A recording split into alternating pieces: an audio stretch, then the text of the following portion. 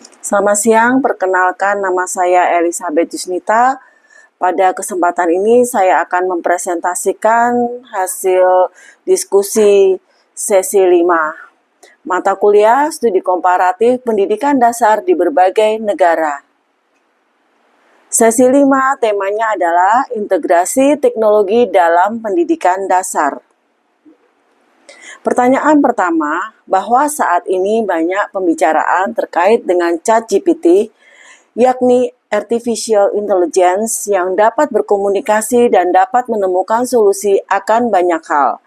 Untuk beberapa kasus dalam dunia pendidikan, ChatGPT dapat menemukan dan menjawab soal-soal matematika, sains, etc. Sebagai seorang pendidik, bagaimana sikap Anda menyikapi fenomena ini dari kelebihan dan kekurangan AI dalam proses pembelajaran dengan mengacu pada BMP serta sumber lainnya? Anda juga dapat mengutarakan pengalaman Anda dalam memanfaatkan AI dalam proses pembelajaran di kelas atau di sekolah. Sebagai seorang pendidik, saya menyikapi fenomena penggunaan kecerdasan buatan atau AI seperti ChatGPT dalam proses pembelajaran di sekolah dasar merupakan suatu tantangan sekaligus peluang. Di satu sisi, AI memang memiliki potensi untuk mendukung proses pembelajaran, terutama dalam hal akses informasi dan interaktif kreatif. Namun, di sisi lain, ada beberapa tantangan yang harus diperhatikan, terutama berhadapan dengan siswa sekolah dasar yang berada pada tahap perkembangan kognitif, emosional, sosial yang sangat sensitif. Kelebihan penggunaan AI dalam ChatGPT adalah, pertama, akses informasi yang cepat dan luas. AI seperti ChatGPT memungkinkan siswa untuk mengajukan pertanyaan dan mendapatkan jawaban secara cepat. Hal ini sangat membantu dalam meningkatkan rasa ingin tahu dan antusiasme siswa dalam pengetahuan baru. Siswa SD seringkali memiliki rasa ingin tahu yang sangat tinggi, dan AI bisa menjadi alat yang kreatif untuk menjawab pertanyaan dasar mereka secara langsung. Pengalaman pribadi saya pernah menggunakan ChatGPT untuk membantu siswa mencari jawaban dan pertanyaan sederhana terkait sains dan bahasa. Misalnya, ketika siswa bertanya tentang definisi suatu kata atau konsep sains yang mereka belum pahami, ChatGPT mampu memberikan penjelasan yang mudah dipahami siswa dan juga membantu siswa memperoleh pemahaman yang penting. Yang kedua, pembelajaran secara mandiri dan kreatif. AI dapat mendukung pembelajaran yang mandiri bagi siswa.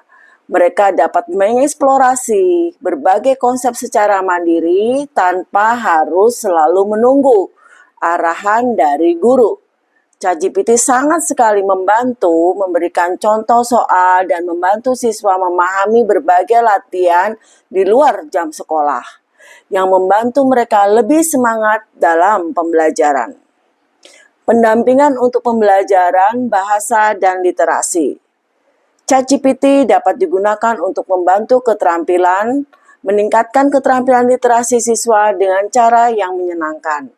AI dapat membantu dalam memberikan cerita, contoh kalimat, atau latihan kosakata. Dengan pertanyaan-pertanyaan berbasis cerita, siswa dapat belajar tentang penggunaan bahasa dan membangun keterampilan membaca dan menulis. Pengalaman pribadi saya pernah menggunakan AI untuk membantu siswa membangun kalimat sederhana, bermain dengan kata, dan mendongeng. Ini sangat membantu terutama dalam pembelajaran bahasa, di mana siswa sekolah dasar seringkali merasa terbantu dengan visualisasi atau cerita sederhana yang dihasilkan oleh AI. Kemudian ada lagi diferensiasi pembelajaran sesuai dengan ketentuan siswa. AI seperti ChatGPT dapat menyesuaikan tingkat kesulitan materi berdasarkan kemampuan masing-masing siswa. Ini sangat membantu dalam konteks sekolah dasar, di mana tingkat pemahaman siswa dapat sangat beragam. Kemudian, ChatGPT memberikan penjelasan secara berulang, menyederhanakan konsep, atau menantang siswa dengan soal yang lebih konsep dari tingkatannya.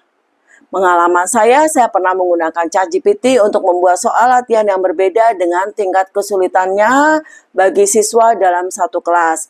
Misalnya untuk siswa yang lebih cepat memahami, saya berikan soal berbantuan dengan AI, sementara untuk siswa yang masih kesulitan, saya gunakan ChatGPT untuk menyederhanakan konsep, dan hasilnya siswa merasa lebih diperhatikan dan tidak tertinggal.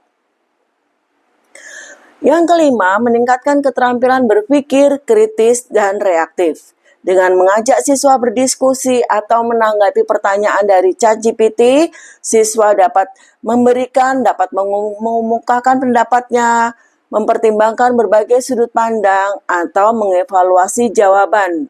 Ini bisa memperkuat kemampuan berpikir siswa dan reflektif sejak dini. Pengalaman pribadi saya pernah mengajar siswa, kemudian berdiskusi menggunakan bantuan AI untuk menanggapi situasi yang sederhana, seperti bagaimana seharusnya kita bersikap ketika ada teman yang sedih. ChatGPT memberikan beberapa saran, lalu siswa diminta memilih atau menyanggah saran tersebut dengan menggunakan alasan masing-masing. Kegiatan ini sangat efektif dalam melatih empati dan juga berpikir secara kritis. Kekurangan tentu saja ada dalam ChatGPT dalam pembelajaran di sekolah dasar. Kurangnya pemahaman kontekstual dan emosional. Meskipun AI dapat memberikan jawaban yang faktual, ChatGPT tidak memiliki kemampuan untuk memahami konteks secara sosial, emosional, dan etika. Siswa di SD sedang dalam tahap perkembangan emosional dan sosial, dan interaksi dengan guru serta dengan teman sebaya yang sangat penting untuk pembelajaran moral dan sosial mereka. AI tidak dapat menggantikan peran guru dalam memberikan dukungan emosi, pengarahan etis, dan pengembangan karakter. Kemudian, pengalaman saya pribadi dalam beberapa kesempatan saya menyadari bahwa jawaban yang diberikan oleh ChatGPT terkadang kurang sesuai dengan kontekstual dengan usia anak-anak. Saya harus membimbing siswa dan memahami bahwa AI hanyalah alat bantu, dan mereka tetap memerlukan bimbingan dari guru untuk memahami isu-isu yang lebih kompleks atau sensitif. Ketergantungan pada teknologi juga dapat menjadi resiko. Siswa terlalu tergantung dengan AI untuk menjawab pertanyaan mereka, yang dapat menghambat perkembangan keterampilan berpikir kritis dan juga mandiri. Di sekolah dasar, penting bagi siswa untuk belajar memecahkan masalah dengan cara berpikir kreatif dan kritis, bukan hanya mencari jawaban instan dari AI. Pengalaman pribadi saya pernah menemukan siswa menggunakan ChatGPT untuk menjawab pertanyaan tanpa berpikir terlebih dahulu atau berdiskusi dengan teman atau guru, khususnya saat mengerjakan PR di rumah. Hal ini menimbulkan kebingungan oleh siswa, terutama jika mereka tidak terbiasa untuk menggantikan proses berpikir mereka sendiri. Kemudian potensi informasi jawaban yang tidak tepat. Meskipun ChatGPT dapat memberikan jawaban yang tepat, ada kalanya jawaban yang diberikan itu tidak sepenuhnya atau tidak sesuai dengan kurikulum yang diterapkan di sekolah. Hal ini dapat menimbulkan kebingungan bagi siswa, terutama jika mereka yang tidak terbiasa memverifikasi informasi yang mereka terima. Kemudian dalam pengalaman pribadi, dalam beberapa kesempatan, saya harus menjelaskan kepada siswa bahwa jawaban dalam ChatGPT itu tidak selalu benar. dan harus sesuai dengan konteks materi yang sedang dipelajari. Ini juga menjadi pengingat bahwa AI hanya alat bantu saja dan bukan sumber memperoleh kebenaran. Minimnya interaksi sosial. Interaksi dengan AI tidak dapat digantikan dengan interaksi sosial yang esensial bagi perkembangan siswa di SD. Pada usia ini, anak-anak sangat membutuhkan interaksi dengan teman sebaya. Guru dapat mengembangkan keterampilan sosial, berbagi, kerjasama, berkomunikasi dengan orang lain. Pengalaman pribadi saya bahwa menggunakan AI yang berlebihan dapat mengurangi kesempatan untuk guru dapat berinteraksi dengan siswa serta teman-temannya. Oleh karena itu, saya berusaha membatasi juga penggunaan AI dan lebih menekankan pada diskusi kelompok atau pembelajaran interaktif yang melibatkan dengan teman-teman sekelas.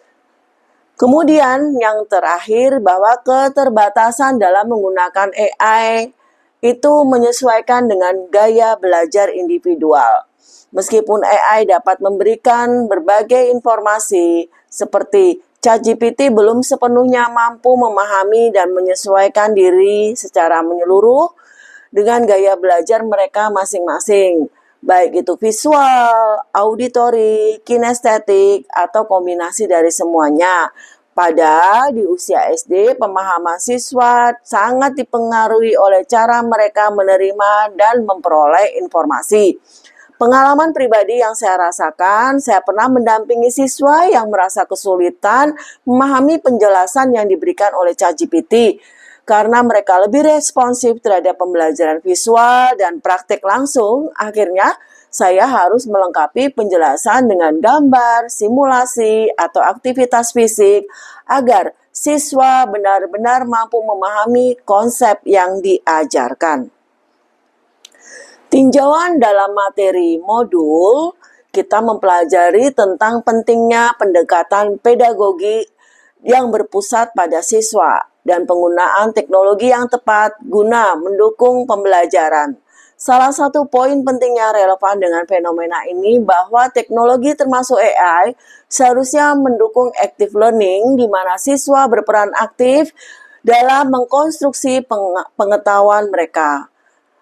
Pendekatan konstruktivisme yang sudah dibahas dalam modul menekankan bahwa pembelajaran seharusnya melibatkan interaksi sosial, pengalaman langsung, dan refleksi kritis. Sementara AI dapat mendukung eksplorasi mandiri, peran guru sebagai fasilitator yang dapat mengarahkan siswa untuk berpikir kritis dan menghubungkan tetapi tetap memperkaya proses pembelajaran. Dalam connectivism, AI dapat digunakan sebagai alat yang membantu siswa mengakses jaringan pengetahuan yang lebih luas. Namun, penggunaan teknologi ini harus diimbangi dengan baik untuk memastikan siswa tidak hanya jadi penerima informasi yang pasif, tetapi juga menjadi pembelajar yang aktif dan kritis. Hal yang dapat saya simpulkan, penggunaan AI seperti ChatGPT di sekolah dasar memiliki potensi yang besar untuk mendukung pembelajaran, terutama memberikan akses cepat terhadap informasi, membantu dalam pembelajaran literasi, dan mendukung kreativitas.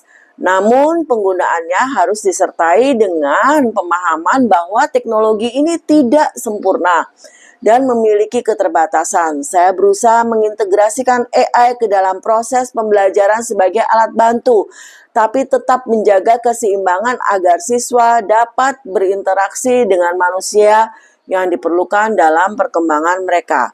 Dengan bimbingan yang tepat, AI bisa menjadi alat yang efektif dalam meningkatkan kualitas pembelajaran di sekolah dasar. Namun, penggunaan teknologi harus dilaksanakan dengan bijak dan memastikan bahwa siswa bisa belajar berpikir kritis, kolaboratif, dan mengembangkan keterampilan sosial mereka. Pertanyaan yang kedua, Berikan pendapat Anda mengenai video dengan judul A Day Made of a Glass 2. Pada video ini, teknologi apa saja yang kita temui dan kita bisa manfaatkan. Kemudian bagaimana persiapan kita sebagai pendidik dalam menghadapi kemajuan teknologi yang pesat. Video A Day Made of Glass 2 menampilkan bahwa futuristik yang menunjukkan bagaimana teknologi terintegrasi secara mendalam dalam kehidupan sehari-hari, termasuk dalam pendidikan. Di video ini kita bisa melihat berbagai bentuk pembelajaran dan teknologi yang dapat meningkatkan kualitas dan efektivitas proses pembelajaran, seperti layar transparan interaktif, augmented reality, dan alat komunikasi yang memungkinkan kolaborasi jarak jauh. Identifikasi media dan teknologi yang telah ada dan dimanfaatkan saat ini adalah, pertama, menggunakan layar sentuh interaktif. Dalam video, banyak tampilan interaktif berbasis kaca yang bisa disentuh untuk memanipulasi informasi. Teknologi layar sentuh ini sebenarnya sudah banyak diterapkan dalam berbagai perangkat saat ini, seperti smartphone, tablet, or smartboard in the class. Banyak di sekolah, smartboard atau papan tulis interaktif telah digunakan untuk mendukung proses pembelajaran dengan memungkinkan guru dan siswa berinteraksi secara langsung dalam konten pembelajaran. AR dan VR dalam video ada beberapa elemen yang menunjukkan bahwa AR di mana informasi digital di dunia fisik melalui kaca. Saat ini AR telah berkembang pesat dan digunakan dalam berbagai aplikasi pendidikan. AR memungkinkan siswa untuk belajar melalui visualisasi lebih nyata, seperti melihat tayangan 3G dari tubuh manusia atau objek sains. Penggunaan tablet dalam pembelajaran. Video tersebut memperlihatkan bagaimana penggunaan kaca atau tablet untuk menampilkan atau mengontrol informasi. Teknologi tablet saat ini sudah sangat lazim digunakan di berbagai sekolah sebagai alat pembelajaran. Banyak sekolah dasar telah menerapkan penggunaan tablet dalam pembelajaran harian, terutama dalam mengakses buku digital atau pembelajaran interaktif dan melakukan kuis atau soal. Dalam video, lingkungan rumah atau sekolah yang ditampilkan terhubung dengan teknologi IoT di mana setiap perangkat bisa berkomunikasi satu dengan yang lain. Ini juga mulai diterapkan dalam teknologi yang kita gunakan. Sekolah modern telah memanfaatkan IoT untuk berbagai keperluan seperti sistem keamanan, kontrol suhu, dan perangkat pembelajaran yang saling terhubung. E-books dan konten digital. Dalam video tersebut, kita dapat melihat banyak sekali konten pendidikan yang berbentuk digital yang bisa diakses melalui perangkat kaca. Saat ini, buku digital dan konten berbasis internet sangat umum digunakan di sekolah-sekolah. Ini memungkinkan siswa untuk mengakses materi pembelajaran tanpa harus membawa banyak buku yang fisik. Pengalaman saya dalam memanfaatkan media dan teknologi dalam pembelajaran di SD. Di SD, teknologi menjadi alat yang sangat bermanfaat untuk membuat pembelajaran lebih interaktif dan lebih menarik bagi siswa. Dalam pengamalan saya sebagai pendidik, beberapa media dan teknologi telah saya manfaatkan secara rutin di kelas. Yang pertama, aplikasi pembelajaran interaktif. Di sekolah dasar, siswa cenderung lebih mudah belajar dengan cara yang menyenangkan dan menggunakan visual. Saya memanfaatkan aplikasi seperti Quizzes, Google Form untuk membuat kuis yang menarik bagi siswa. Dengan aplikasi tersebut, siswa lebih antusias dalam mengikuti pembelajaran karena mereka merasa seperti bermain sambil belajar. Proyektor sering saya gunakan untuk menampilkan presentasi visual, video pembelajaran, dan simulasi interaktif. Ini membantu siswa sekolah dasar lebih mudah memahami konsep-konsep abstrak yang sulit dijelaskan hanya dengan menggunakan kata-kata saja. Daring e-learning selama pandemi 19, teknologi menjadi jembatan untuk melanjutkan proses pembelajaran. Di sekolah dasar, saya menggunakan platform seperti Zoom, Google Meet, Google Classroom untuk menyelenggarakan pembelajaran daring. Meskipun tantangan utama adalah menjaga fokus siswa yang masih muda, teknologi ini tetap memungkinkan saya untuk berinteraksi dengan siswa dan juga memberikan tugas secara digital, walau saya lakukan dengan maksimal mengingat masih di sekolah dasar. Penggunaan media sosial dan YouTube. Untuk menambah materi pembelajaran agar menarik, saya sering menampilkan video dari YouTube yang sesuai dengan materi yang dipelajari, misalnya video science dengan menjelaskan eksperimen sederhana atau video sejarah yang menggambarkan kejadian di masa lampau. Yang bagian C, persiapan saya sebagai pendidik dalam menghadapi kemajuan teknologi yang begitu pesat. Persiapan saya, khususnya di SD, meliputi berbagai aspek pembelajaran yang relevan, bermakna, dan menarik bagi siswa. Pertama, saya meningkatkan literasi digital.